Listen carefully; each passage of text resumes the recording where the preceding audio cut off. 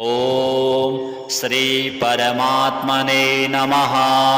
श्रीभगवानुवाच इमं विवस्वते योगं प्रोक्तवानहमव्ययं विवस्वान्मनवे प्राह मनुरिक्ष्वाकवे ब्रवीत् एवं परम्परा प्राप्तम् इमं राजर्षयो विदुः सकाले नेह महता योगो नष्टः परन्तपः स एवायं मया तेद्य योगः प्रोक्तः पुरातनः भक्तोऽसि मे सखा चेति रहस्यं ह्येतदुत्तमम् अर्जुन उवाच अपरं भवतो जन्म परं जन्म विवस्वतः कथमेतद्विजानीयां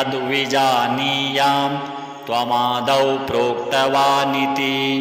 श्रीभगवानुवाच बहूनि मे व्यतीतानि जन्मानि तव चार्जुन तान्यहं वेद सर्वाणि न त्वं वेत्थ परन्तप अजोऽपि सन्नव्ययात्मा भूतानामीश्वरोऽपि सन् प्रकृतिं स्वामधिष्ठाय सम्भवाम्यात्ममायया यदा यदा हि धर्मस्य ग्लानिर्भवति भारत अभ्युत्थानमधर्मस्य तदात्मानं सृजाम्यहं परित्राणाय साधूनां विनाशाय च दुष्कृतां धर्म संस्थापनार्थाय संभवामि युगे युगे जन्म कर्म च मे दिव्यम्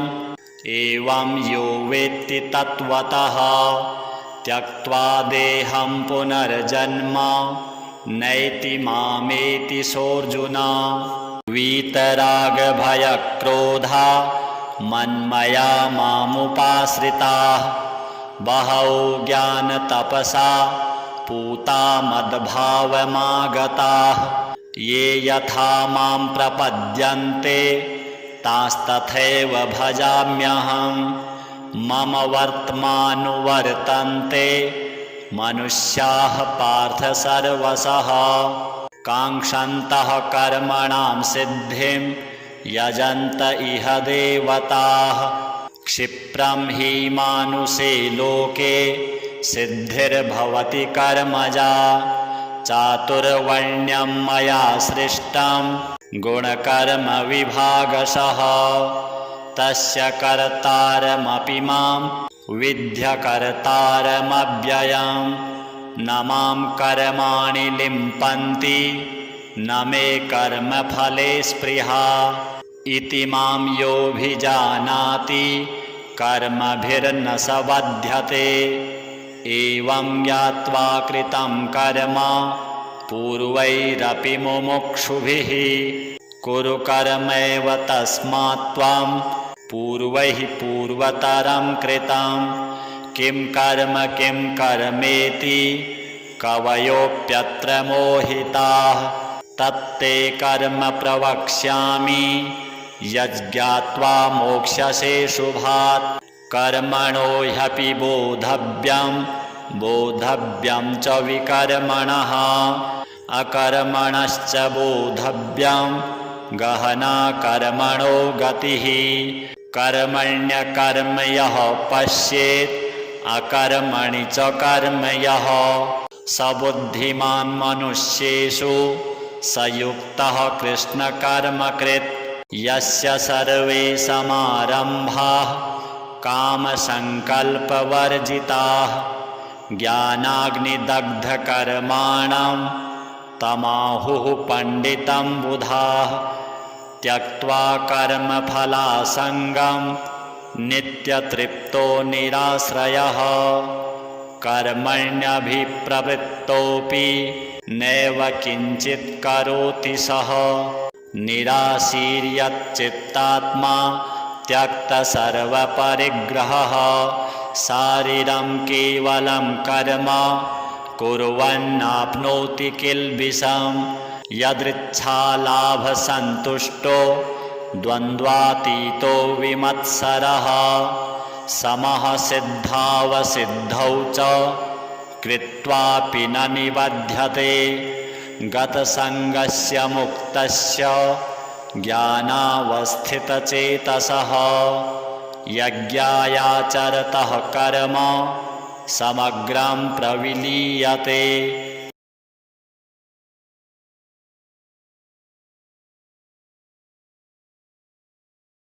ब्रह्मार्पणं ब्रह्महविर्ब्रह्माग्नौ ब्रह्मणाहुतं ब्रह्मैव तेन गन्तव्यं ब्रह्मकर्म समाधिना दैवमेवापरे यज्ञं योगिनः पर्युपासते ब्रह्माग्नावपरे यज्ञं यज्ञेनैवोपजुह्वति श्रोत्रादीनीन्द्रियाण्यन्ये संयमाग्निषु जुह्वति शब्दादीन् विषयानन्य इन्द्रियाग्निषु जुह्वति सर्वाणीन्द्रियकर्माणि प्राणकर्माणि चापरे आत्मसंयमयोगाग्नौ जुह्वति ज्ञानदीपिते द्रव्ययज्ञास्तपो यज्ञा योगयज्ञास्तथा परे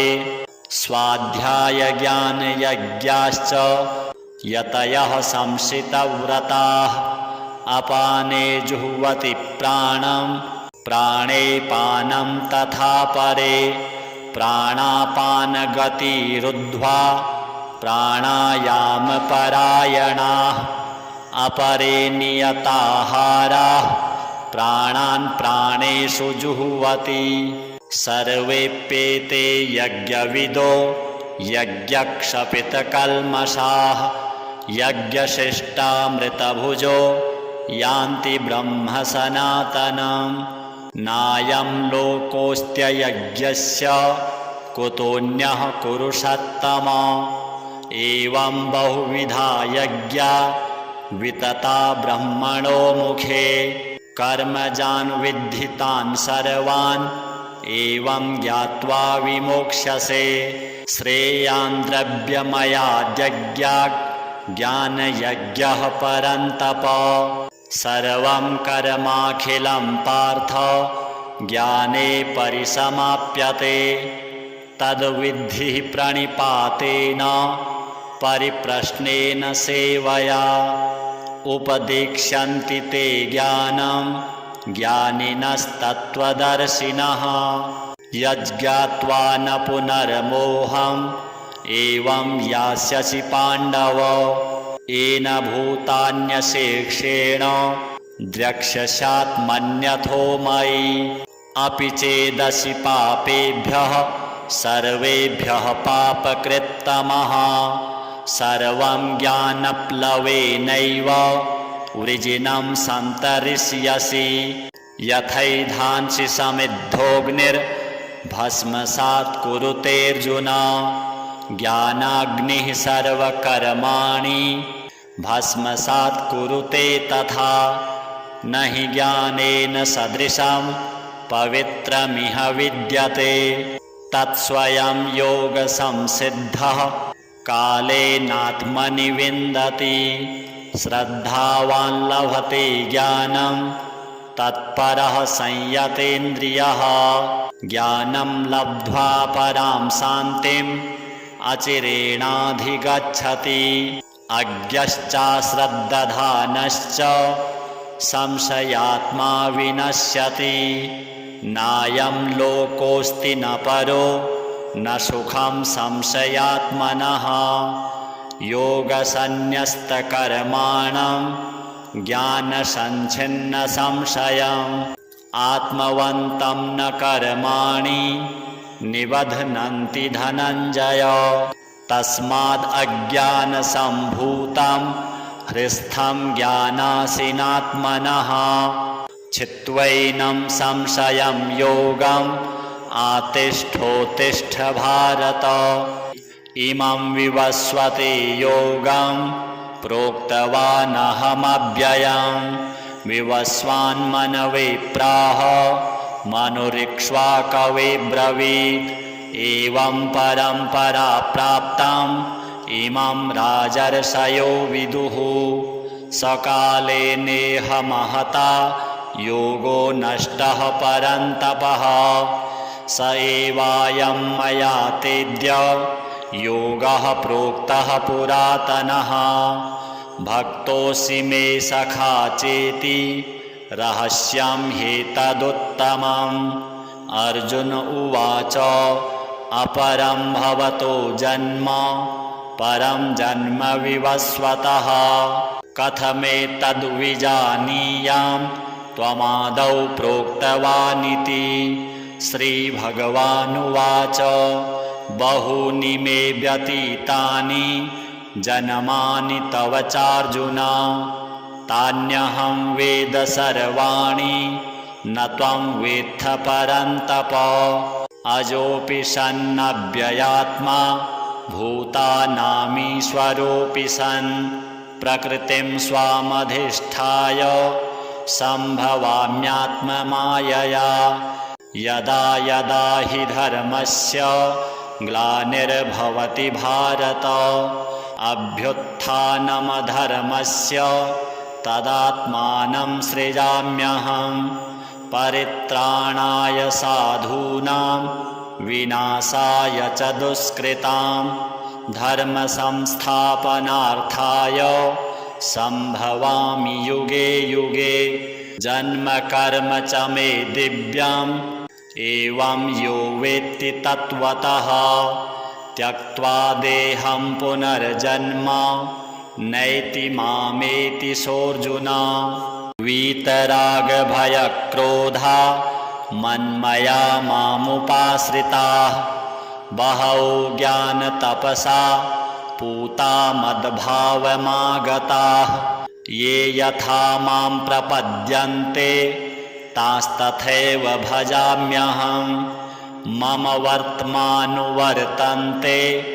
मनुष्याः पार्थ सर्वशः काङ्क्षन्तः कर्मणां सिद्धिं यजन्त इह देवताः क्षिप्रं हि मानुषे लोके सिद्धिर्भवति कर्मजा चातुर्वर्ण्यं मया सृष्टं गुणकर्म विभागशः तस्य कर्तारमपि मां विद्यकर्तारमव्ययम् न मां कर्माणि लिम्पन्ति न मे कर्मफले स्पृहा इति मां योऽभिजानाति कर्मभिर्न स बध्यते एवं ज्ञात्वा कृतं कर्म पूर्वैरपि मुमुक्षुभिः कुरु कर्मैव तस्मात् त्वं पूर्वैः पूर्वतरं कृतं किं कर्मेति कवयोऽप्यत्र मोहिताः तत्ते कर्म प्रवक्ष्यामि यज्ज्ञात्वा मोक्ष्यसे शुभात् कर्मणो ह्यपि बोधव्यं च विकर्मणः अकर्मणश्च बोधव्यं गहना कर्मणो गतिः कर्मण्यकर्म यः पश्येत् अकर्मणि च कर्म यः स बुद्धिमान् मनुष्येषु स युक्तः कृष्णकर्मकृत् यस्य सर्वे समारम्भाः कामसङ्कल्पवर्जिताः ज्ञानाग्निदग्धकर्माणं तमाहुः पण्डितं बुधाः त्यक्त्वा कर्मफलासङ्गं नित्यतृप्तो निराश्रयः कर्मण्यभिप्रवृत्तोऽपि नैव किञ्चित् करोति सः निराशीर्यच्चित्तात्मा त्यक्तसर्वपरिग्रहः शारीरं केवलं कर्म कुर्वन्नाप्नोति किल्बिषं यदृच्छालाभसन्तुष्टो द्वन्द्वातीतो विमत्सरः समः सिद्धावसिद्धौ च कृत्वापि न निबध्यते गतसङ्गस्य मुक्तस्य ज्ञानावस्थितचेतसः यज्ञायाचरतः कर्म समग्रं प्रविलीयते।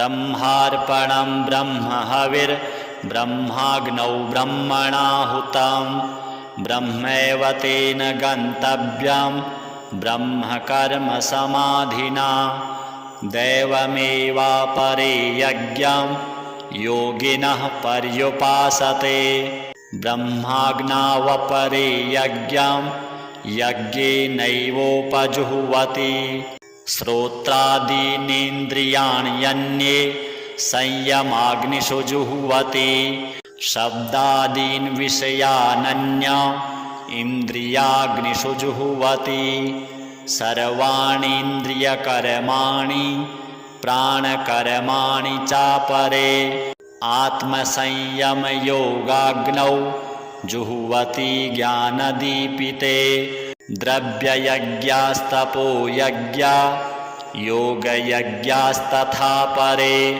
स्वाध्यायज्ञानयज्ञाश्च यतयः संशितव्रताः अपाने जुह्वति प्राणं प्राणे पानं तथा परे प्राणापानगतिरुद्ध्वा प्राणायामपरायणाः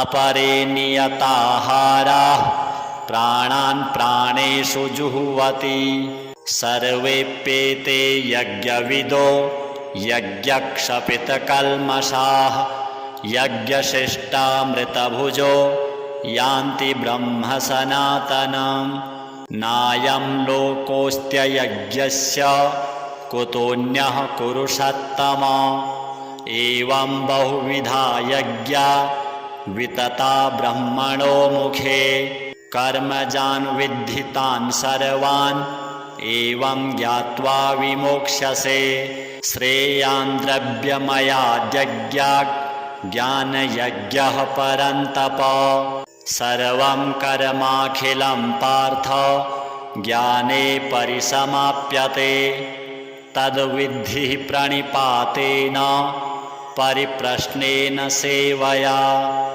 उपदेक्ष्यन्ति ते ज्ञानं ज्ञानिनस्तत्त्वदर्शिनः यज्ज्ञात्वा न पुनर्मोहम् एवं यास्यसि पाण्डव येन भूतान्यशेषेण द्रक्ष्यस्यात्मन्यथो मयि अपि चेदसि पापेभ्यः सर्वेभ्यः पापकृत्तमः सर्वं ज्ञानप्लवेनैव वृजिनं सन्तरिष्यसि यथैधांसि समिद्धोऽग्निर्भस्मसात् कुरुतेऽर्जुन ज्ञानाग्निः सर्वकर्माणि भस्मसात् कुरुते तथा न हि ज्ञानेन सदृशं पवित्रमिह विद्यते तत्स्वयं योगसंसिद्धः कालेनात्मनि विन्दति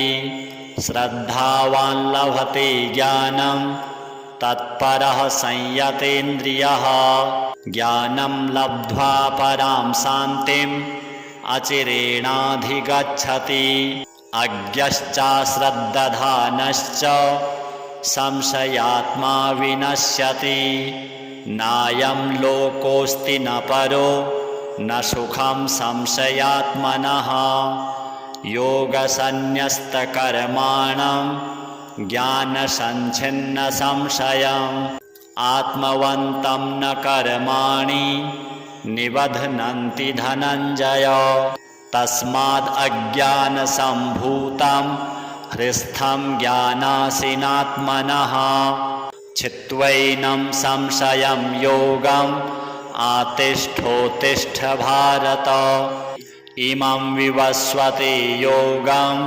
प्रोक्तवानहमव्ययं विवस्वान्मनवे प्राह मनुरिक्ष्वाकवे ब्रवीत् एवं परम्परा प्राप्तम् इमं राजर्षयो विदुः सकाले नेह महता योगो नष्टः परन्तपः स एवायं मया तेद्य योगः प्रोक्तः पुरातनः भक्तोऽसि मे सखा चेति रहस्यं ह्येतदुत्तमम् अर्जुन उवाच अपरं भवतो जन्म परं जन्म विवस्वतः कथमेतद्विजानीयां त्वमादौ प्रोक्तवानिति श्रीभगवानुवाच बहूनि मे व्यतीतानि जन्मानि तव चार्जुन तान्यहं वेद सर्वाणि न त्वं वेत्थ परन्तप अजोऽपि सन्नव्ययात्मा भूतानामीश्वरोऽपि सन् प्रकृतिं स्वामधिष्ठाय सम्भवाम्यात्ममायया यदा यदा हि धर्मस्य ग्लानिर्भवति भारत अभ्युत्थानमधर्मस्य तदात्मानं सृजाम्यहम् परित्राणाय साधूनां विनाशाय च दुष्कृतां धर्म संस्थापनार्थाय संभवामि युगे युगे जन्म कर्म च मे दिव्यम् एवं यो वेत्ति तत्त्वतः त्यक्त्वा देहं पुनर्जन्म नैति मामेति सोऽर्जुन वीतरागभयक्रोधा मन्मया मामुपाश्रिताः बहवो ज्ञानतपसा पूता मद्भावमागताः ये यथा मां प्रपद्यन्ते तांस्तथैव भजाम्यहम् मम वर्त्मानुवर्तन्ते मनुष्याः पार्थ सर्वशः काङ्क्षन्तः कर्मणां सिद्धिं यजन्त इह देवताः क्षिप्रं हि मानुषे लोके सिद्धिर्भवति कर्मजा चातुर्वर्ण्यं मया सृष्टं गुणकर्म विभागशः तस्य कर्तारमपि मां विद्यकर्तारमव्ययम् न मां कर्माणि लिम्पन्ति न मे कर्मफले स्पृहा इति मां योऽभिजानाति कर्मभिर्न स बध्यते एवं ज्ञात्वा कृतं कर्म पूर्वैरपि मुमुक्षुभिः कुरु कर्मैव तस्मात् त्वं पूर्वैः पूर्वतरं कृतं किं कर्मेति कवयोऽप्यत्र मोहिताः तत्ते कर्म प्रवक्ष्यामि यज्ञात्वा मोक्ष्यसे शुभात् कर्मणो ह्यपि बोधव्यं च विकर्मणः अकर्मणश्च बोधव्यं गहना कर्मणो गतिः कर्मण्यकर्म यः पश्येत् अकर्मणि च कर्म यः स बुद्धिमान् मनुष्येषु स युक्तः कृष्णकर्मकृत् यस्य सर्वे समारम्भाः कामसङ्कल्पवर्जिताः ज्ञानाग्निदग्धकर्माणं तमाहुः पण्डितं बुधाः त्यक्त्वा कर्मफलासङ्गं नित्यतृप्तो निराश्रयः कर्मण्यभिप्रवृत्तोऽपि नैव किञ्चित् करोति सः निराशीर्यच्चित्तात्मा त्यक्तसर्वपरिग्रहः शारीरं केवलं कर्म कुर्वन्नाप्नोति किल्बिषं यदृच्छालाभसन्तुष्टो द्वन्द्वातीतो विमत्सरः समः सिद्धावसिद्धौ च कृत्वापि न निबध्यते गतसङ्गस्य मुक्तस्य ज्ञानावस्थितचेतसः यज्ञायाचरतः कर्म समग्रं प्रविलीयते।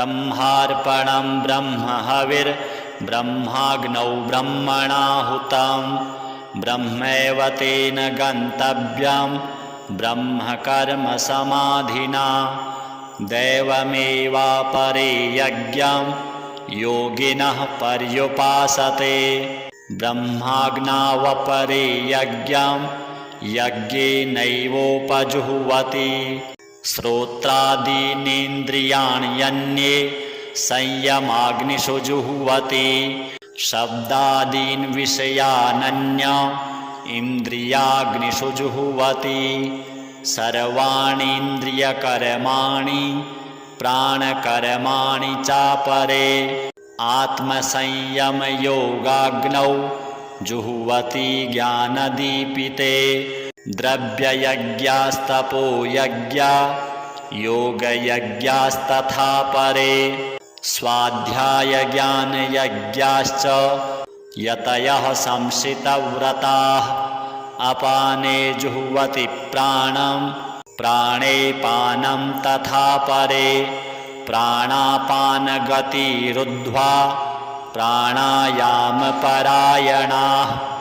अपरे नियताहाराः प्राणान् प्राणेषु जुह्वति सर्वेप्येते यज्ञविदो यज्ञक्षपितकल्मषाः यज्ञशिष्टामृतभुजो यान्ति ब्रह्म सनातनं नायं लोकोऽस्त्ययज्ञस्य कुतोऽन्यः कुरुषत्तम एवं बहुविधा यज्ञा वितता ब्रह्मणो मुखे कर्मजान् विद्धितान् सर्वान् एवं ज्ञात्वा विमोक्ष्यसे श्रेयान् द्रव्यमयाद्यज्ञात् ज्ञानयज्ञः परन्तप सर्वं कर्माखिलं पार्थ ज्ञाने परिसमाप्यते तद्विद्धि प्रणिपातेन परिप्रश्नेन सेवया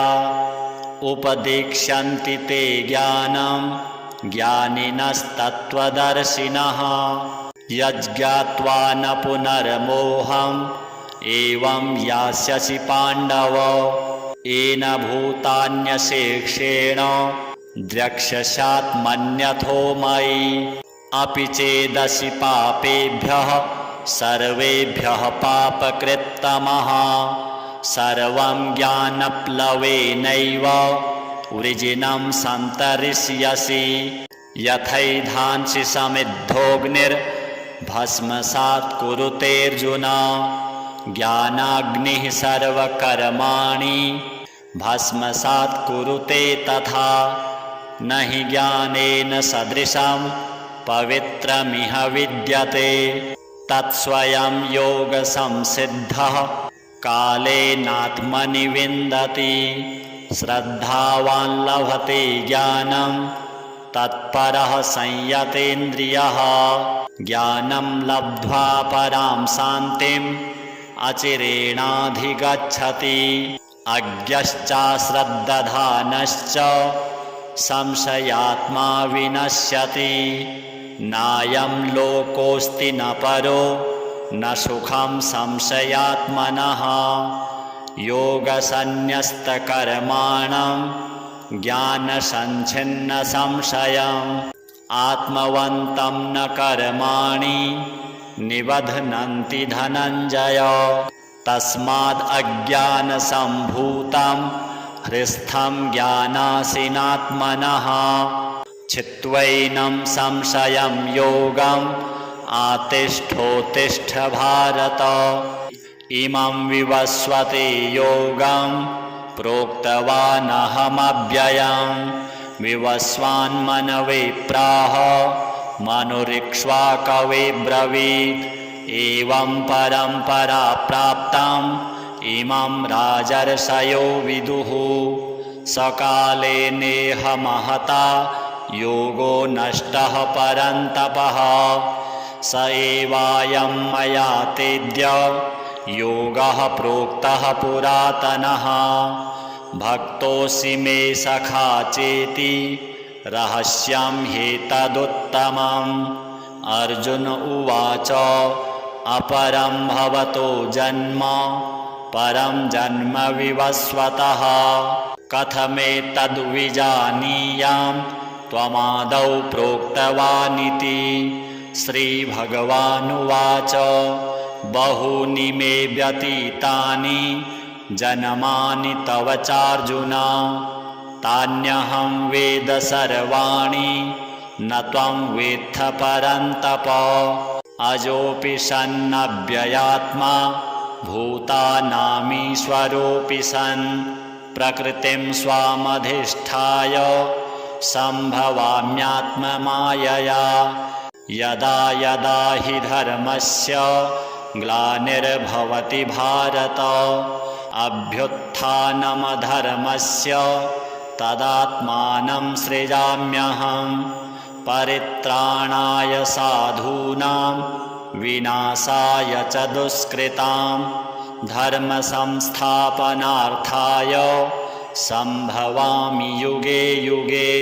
जन्म कर्म च मे दिव्यम् एवं यो वेत्ति तत्त्वतः त्यक्त्वा देहं पुनर्जन्म नैति मामेति सोऽर्जुन। वीतरागभयक्रोधा मन्मया मामुपाश्रिताः बहवो ज्ञानतपसा पूता मद्भावमागताः। ये यथा मां प्रपद्यन्ते तांस्तथैव भजाम्यहं। मम वर्त्मानुवर्तन्ते मनुष्याः पार्थ सर्वशः काङ्क्षन्तः कर्मणां सिद्धिं यजन्त इह देवताः। क्षिप्रं हि मानुषे लोके सिद्धिर्भवति कर्मजा चातुर्वर्ण्यं मया सृष्टं गुणकर्म विभागशः।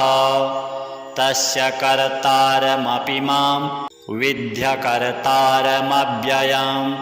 न मां कर्माणि लिम्पन्ति न मे कर्मफले स्पृहा। इति मां योऽभिजानाति कर्मभिर्न स बध्यते। एवं ज्ञात्वा कृतं कर्म पूर्वैरपि मुमुक्षुभिः कुरु कर्मैव तस्मात् त्वं पूर्वैः पूर्वतरं कृतं। किं कर्मेति कवयोऽप्यत्र मोहिताः। तत्ते कर्म प्रवक्ष्यामि यज्ञात्वा मोक्ष्यसे शुभात्। कर्मणो ह्यपि बोधव्यं च विकर्मणः अकर्मणश्च बोधव्यं गहना कर्मणो गतिः। कर्मण्यकर्म यः पश्येत् अकर्मणि च कर्म यः स बुद्धिमान् मनुष्येषु स युक्तः कृष्णकर्मकृत्। यस्य सर्वे समारम्भाः कामसङ्कल्पवर्जिताः ज्ञानाग्निदग्धकर्माणं तमाहुः पण्डितं बुधाः। त्यक्त्वा कर्मफलासङ्गं नित्यतृप्तो निराश्रयः कर्मण्यभिप्रवृत्तोऽपि नैव किञ्चित् करोति सः। निराशीर्यच्चित्तात्मा त्यक्तसर्वपरिग्रहः शारीरं केवलं कर्म कुर्वन्नाप्नोति किल्बिषं। यदृच्छालाभसन्तुष्टो द्वन्द्वातीतो विमत्सरः समः सिद्धावसिद्धौ च कृत्वापि न निबध्यते। गतसङ्गस्य मुक्तस्य ज्ञानावस्थितचेतसः यज्ञायाचरतः कर्म समग्रं प्रविलीयते।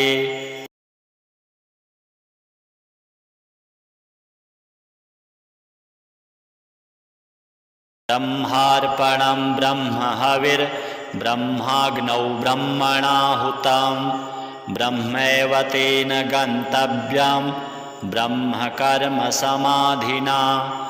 दैवमेवापरे यज्ञं योगिनः पर्युपासते। ब्रह्माज्ञावपरे यज्ञं यज्ञेनैवोपजुह्वति। श्रोत्रादीनीन्द्रियाण्यन्ये संयमाग्निषु जुह्वति। शब्दादीन् विषयानन्य इन्द्रियाग्निषु जुह्वति। सर्वाणीन्द्रियकर्माणि प्राणकर्माणि चापरे आत्मसंयमयोगाग्नौ जुह्वति ज्ञानदीपिते। द्रव्ययज्ञास्तपोयज्ञा योगयज्ञास्तथा परे। स्वाध्यायज्ञानयज्ञाश्च यतयः संशितव्रताः अपाने जुह्वति प्राणं प्राणे पानं तथा परे। प्राणापानगतिरुद्ध्वा प्राणायामपरायणाः अपरे नियताहाराः प्राणान् प्राणेषु जुह्वति। सर्वेप्येते यज्ञविदो यज्ञक्षपितकल्मषाः यज्ञशिष्टामृतभुजो यान्ति ब्रह्म सनातनम्। नायं लोकोऽस्त्ययज्ञस्य कुतोऽन्यः कुरुषत्तम। एवं बहुविधा यज्ञा वितता ब्रह्मणो मुखे। कर्मजान् विद्धितान् सर्वान् एवं ज्ञात्वा विमोक्ष्यसे। श्रेयान् द्रव्यमयाद्यज्ञात् ज्ञानयज्ञः परन्तप। सर्वं कर्माखिलं पार्थ ज्ञाने परिसमाप्यते। तद्विद्धि प्रणिपातेन परिप्रश्नेन सेवया। उपदेक्ष्यन्ति ते ज्ञानं ज्ञानिनस्तत्त्वदर्शिनः। यज्ज्ञात्वा न पुनर्मोहम् एवं यास्यसि पाण्डव। येन भूतान्यशेषेण द्रक्ष्यस्यात्मन्यथो मयि। अपि चेदसि पापेभ्यः सर्वेभ्यः पापकृत्तमः। सर्वं ज्ञानप्लवेनैव वृजिनं सन्तरिष्यसि। यथैधांसि समिद्धोऽग्निर्भस्मसात् कुरुतेऽर्जुन। ज्ञानाग्निः सर्वकर्माणि भस्मसात् कुरुते तथा। न हि ज्ञानेन सदृशं पवित्रमिह विद्यते। तत्स्वयं योगसंसिद्धः कालेनात्मनि विन्दति।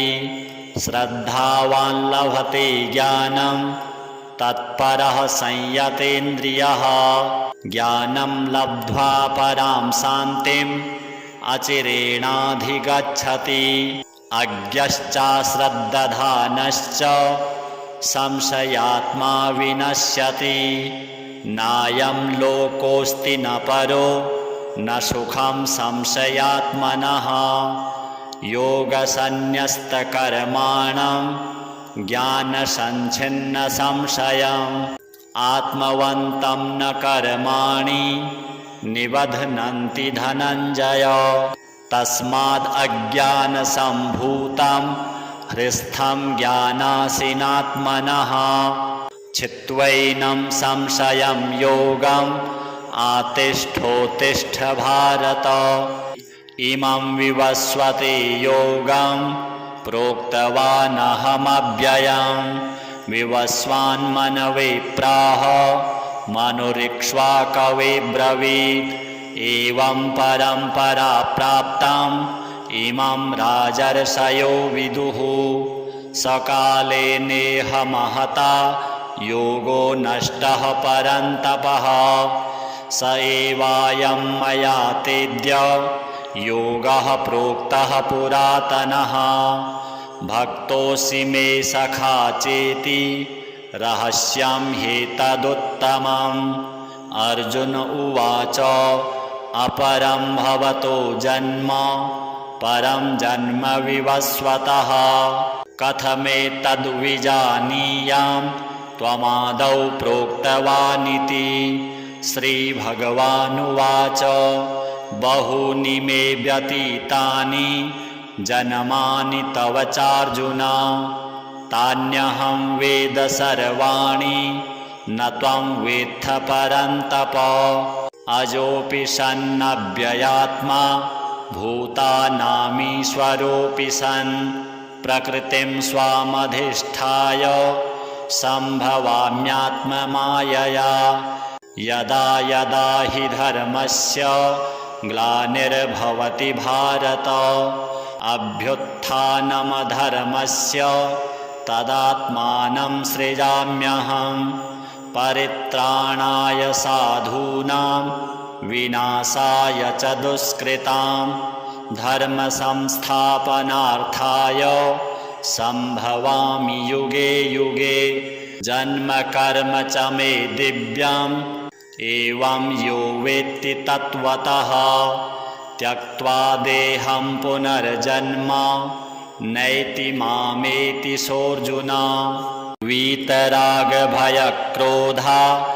मन्मया मामुपाश्रिताः बहवो ज्ञानतपसा पूता मद्भावमागताः ये यथा मां प्रपद्यन्ते तांस्तथैव भजाम्यहम् मम वर्त्मानुवर्तन्ते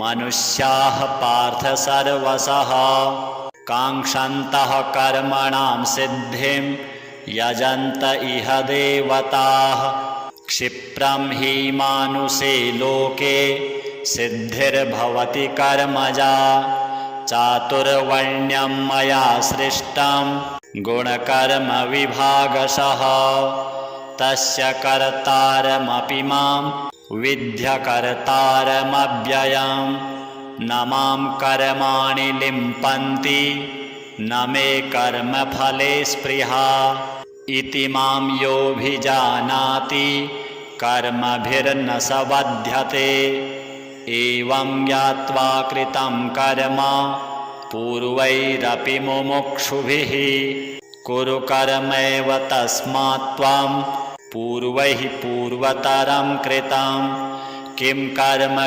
कर्मेति कवयोऽप्यत्र मोहिताः तत्ते कर्म प्रवक्ष्यामि यज्ज्ञात्वा मोक्ष्यसे शुभात् कर्मणो ह्यपि बोधव्यं च विकर्मणः अकर्मणश्च बोधव्यं गहना कर्मणो गतिः कर्मण्यकर्म यः पश्येत् अकर्मणि च कर्म यः स बुद्धिमान् मनुष्येषु स युक्तः कृष्णकर्मकृत् यस्य सर्वे समारम्भाः कामसङ्कल्पवर्जिताः ज्ञानाग्निदग्धकर्माणं तमाहुः पण्डितं बुधाः त्यक्त्वा कर्मफलासङ्गं नित्यतृप्तो निराश्रयः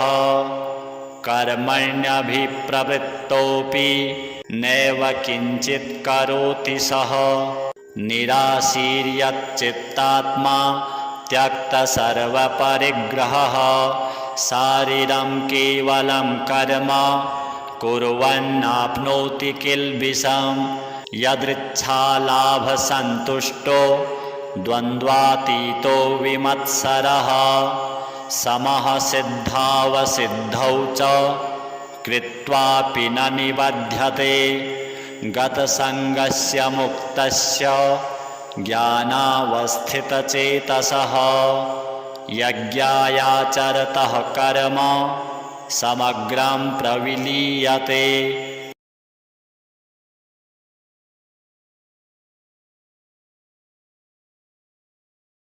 ब्रह्मार्पणं ब्रह्महविर्ब्रह्माग्नौ ब्रह्मणाहुतं ब्रह्मैव तेन गन्तव्यं ब्रह्मकर्म समाधिना दैवमेवापरे यज्ञं योगिनः पर्युपासते ब्रह्माग्नावपरे यज्ञं यज्ञेनैवोपजुह्वति श्रोत्रादीनीन्द्रियाण्यन्ये संयमाग्निषु जुह्वति शब्दादीन् विषयानन्य इन्द्रियाग्निषु जुह्वति सर्वाणीन्द्रियकर्माणि प्राणकर्माणि चापरे आत्मसंयमयोगाग्नौ जुह्वति ज्ञानदीपिते द्रव्ययज्ञास्तपोयज्ञा योगयज्ञास्तथा परे स्वाध्यायज्ञानयज्ञाश्च यतयः संशितव्रताः अपाने जुह्वति प्राणं प्राणे पानं तथा परे प्राणापानगतिरुद्ध्वा प्राणायामपरायणाः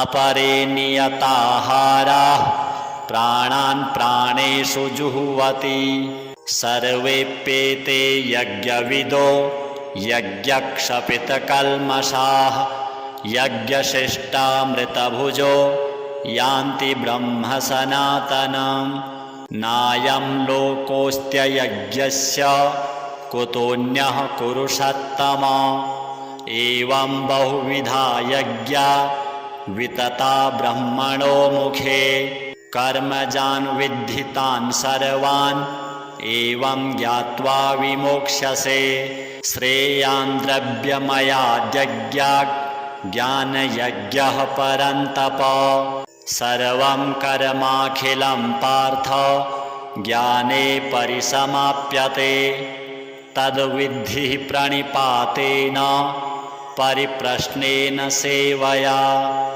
उपदेक्ष्यन्ति ते ज्ञानं ज्ञानिनस्तत्त्वदर्शिनः यज्ज्ञात्वा न पुनर्मोहम् एवं यास्यसि पाण्डव येन भूतान्यशेषेण द्रक्ष्यस्यात्मन्यथो मयि अपि चेदसि पापेभ्यः सर्वेभ्यः पापकृत्तमः सर्वं ज्ञानप्लवेनैव वृजिनं सन्तरिष्यसि यथैधांसि समिद्धोऽग्निर्भस्मसात् कुरुतेऽर्जुन ज्ञानाग्निः सर्वकर्माणि भस्मसात् कुरुते तथा न हि ज्ञानेन सदृशं पवित्रमिह विद्यते तत्स्वयं योगसंसिद्धः कालेनात्मनि विन्दति श्रद्धावान् लभते ज्ञानं तत्परः संयतेन्द्रियः ज्ञानं लब्ध्वा परां शान्तिम् अचिरेणाधिगच्छति अज्ञश्चाश्रद्दधानश्च संशयात्मा विनश्यति नायं लोकोऽस्ति न परो न सुखं संशयात्मनः योगसन्न्यस्तकर्माणं ज्ञानसञ्छिन्नसंशयम् आत्मवन्तं न कर्माणि निबध्नन्ति धनञ्जय तस्माद् अज्ञानसम्भूतं हृस्थं ज्ञानासीनात्मनः छित्त्वैनं संशयं योगम् आतिष्ठोत्तिष्ठ भारत। ओम जय जय श्रीमद्भगवत गीता सूपनिषत्सु ब्रह्म विद्यायां योगशास्त्रे श्रीकृष्णार्जुन संवादे ज्ञान कर्म संन्यास योगो नाम चतुर्थः। श्रीकृष्णार्पणमस्तु।